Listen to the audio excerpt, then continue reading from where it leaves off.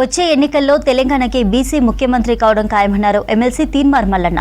నల్గొండ జిల్లా మిర్యాలగూడలో జరగబోయే బీసీ గర్జన సభకు మల్లన్న హాజరయ్యారు.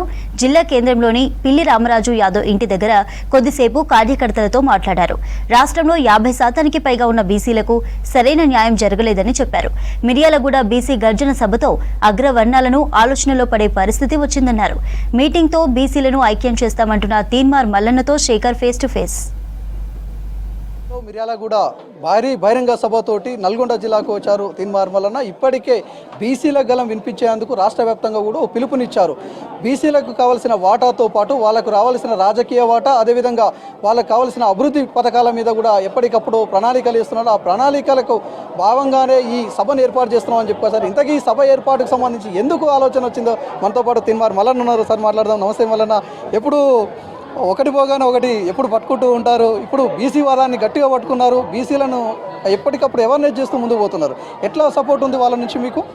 100% ఇవాళ తెలంగాణ రాష్ట్రంలో బీసీలంతా ఒక్క ఉదిటన ఆశ్చర్యానికి గురై వాళ్ళకు జరుగుతున్నటువంటి అన్యాయం ఆధారాలు లెక్కలతో సహా బయటపెట్టడంతో బీసీల్లో ఇవాళ అనూహ్యమైనటువంటి కదలిక వచ్చింది.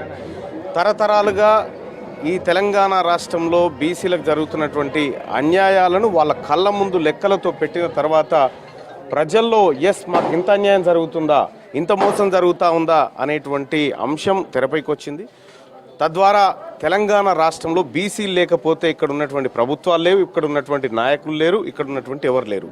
మరి అటువంటి బీసీలను కేవలం ఓటర్లుగా మాత్రం వాడుకొని మిగతా అన్నిట్లలో మీరు చివర్లో ఉండాలనేటువంటి ఏదైతే దృక్పథంతో వ్యవహరిస్తూ ఉన్నారో కొంతమంది, అటువంటి వాళ్ళకు చెంపపెట్టు విధంగా తెలంగాణ రాష్ట్రంలో ఇలా బీసీ సమాజం మేల్కొన్నది. మా ఓట్లు మాకే, మా నిధులు మాకే, మా హక్కులు మాకే, మా ఉద్యోగాలు మాకే అనేటువంటి బలమైన నినాదంతో వాళ్ళ తెలంగాణలో బీసీ సమాజం అంతా మేల్కొన్నది. ఇర్రెస్పెక్టివ్ ఆఫ్ పార్టీస్, ఏ పార్టీలో ఉన్న బీసీ నాయకత్వం అంతా ఇవాళ మిర్యాలగూడ వేదికగా కలుసుకోబోతా ఉంది, గర్జించబోతా ఉంది, జరిగినటువంటి అన్యాయాన్ని ఏకరువు పెట్టబోతా ఉంది, అనేకమైనటువంటి విషయాలను కూడా ఆ మిర్యాలగూడ సభలో చర్చించుకోబోతా ఉంది. తెలంగాణ రాష్ట్రంలో ఉన్నటువంటి బీసీలు అంతా ఇవాళ మిర్యాలగూడ వైపు తల ఎత్తి చూస్తూ ఉన్నారు. ఏం జరగబోతా ఉంది, ఏం జరుగుతూ ఉంది అనేటువంటి ఒక చర్చ తెలంగాణ రాష్ట్రంలో జరుగుతూ ఉంది. మిర్యాలగూడ సభనే కాదు, నల్లగొండలో కూడా భారీ బహిరంగ సభ అతి త్వరలోనే ఏర్పాటు చేయబోతా ఉన్నాం. పిల్లి రామరాజు గారి నేతృత్వంలో ఏర్పాటు చేయబోతా ఉన్నాం. నల్గొండనే కాదు, అటు సూర్యాపేట, భువనగిరి, ఈ ఉమ్మడి నల్గొండ జిల్లాలోనే 4 భారీ బహిరంగ సభలు నిర్వహించబోతా ఉన్నాం.